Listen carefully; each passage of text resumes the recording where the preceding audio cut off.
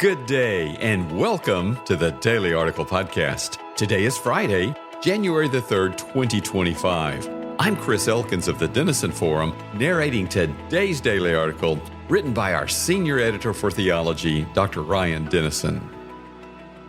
Christianity is once again the most persecuted religion in the world, according to the latest report from the ICC, the International Christian Concern, a nonprofit based in Washington, D.C. that has tracked the statistic for nearly 3 decades. Persecution against Christians has long been a fixture of the faith in places dominated by Islamic extremism, such as parts of the Middle East and Africa.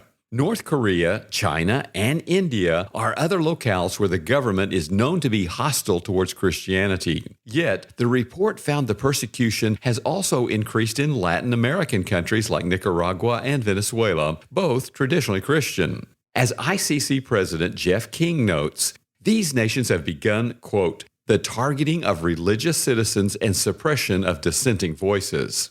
And they've done so largely through the advanced surveillance technology that China has provided to the country's authoritarian leaders. In India and Pakistan, social media has also played a role, with groups using the platforms to incite mob violence and spread disinformation about Christian communities, leading to targeted attacks. Ultimately, the majority of the places where the church seems to have escaped direct persecution are the countries in the West where their governments and culture have increasingly grown disinterested in the faith. And that is, perhaps, the most alarming trend of all. Christians in America are fortunate to be able to practice our faith, for the most part, without fear of imprisonment or violence. However, it would be a mistake to read about the persecution of other believers around the world and think our faith is safe because we do not face the same threats as our brothers and sisters in those foreign lands. In nations where Christianity is less established, it appears that Satan still hopes he can stomp out the faith before it takes root and flourishes.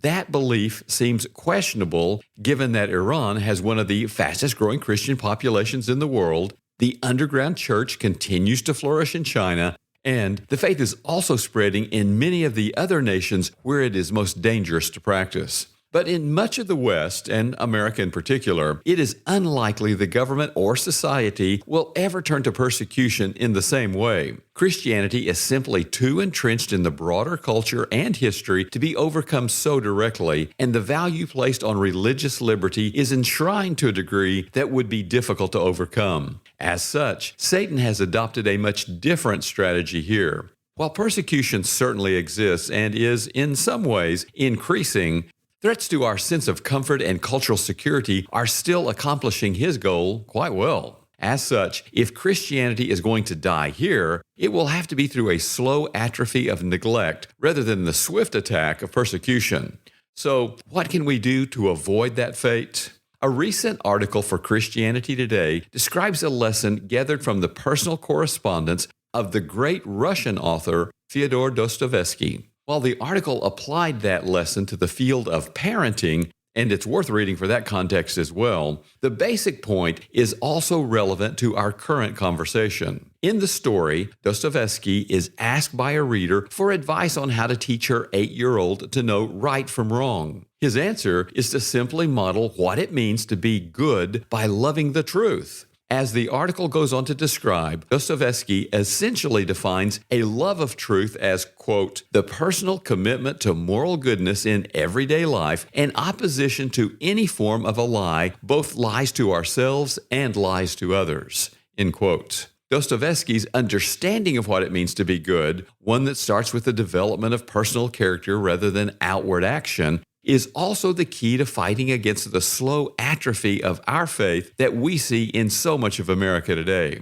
A Christianity more focused on doing good than being good will eventually become so useless to the achievement of God's kingdom that, for all practical purposes, it might as well be dead. Such a religion was quite similar to what Jesus encountered from the religious leaders in the Gospels, and he was quick to denounce that form of faith.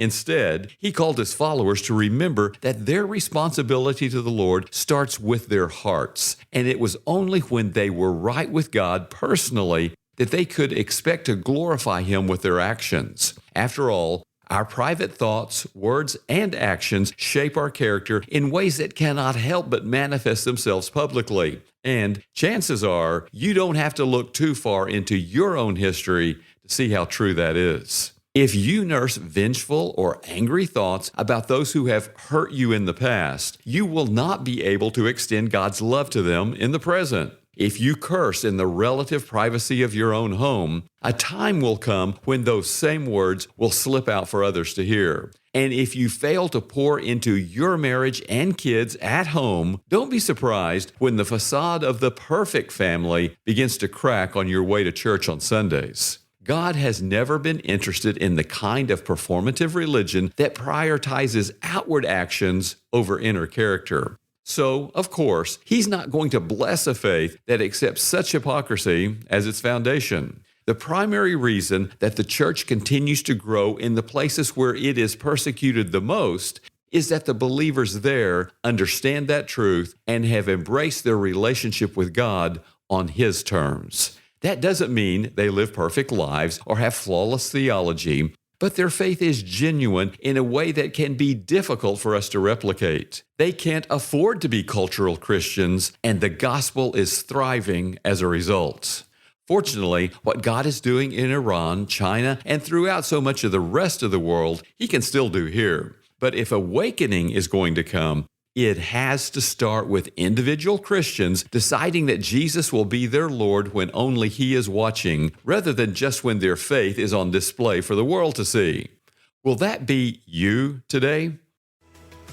Thank you for listening to today's Daily Article podcast. If you would also like to read the daily article with its citations and references linked to their sources, find links in the episode notes to read today's article and to subscribe to the Daily Article email newsletter.